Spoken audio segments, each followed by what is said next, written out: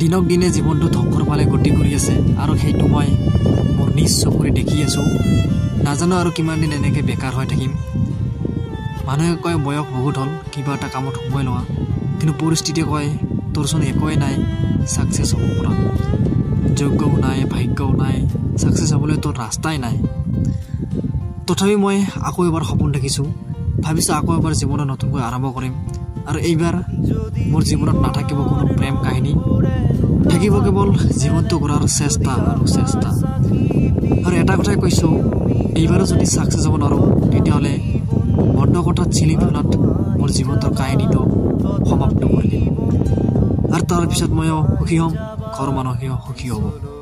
যদি পাৰা মোক অলপ সাহস দিয়া যাতে এইবাৰ মই সাকসেস হ'ব পাৰো আৰু নোৱাৰা যদি মোৰ কাৰণে মৃত্যুৰ প্ৰাৰ্থনা কৰা যাতে মই পৃথিৱীৰ পৰা বহুত সোনকালে বিদায় লওঁ থ্যাংক ইউ তথাপি বন্ধু মনোবল ৰাখিবা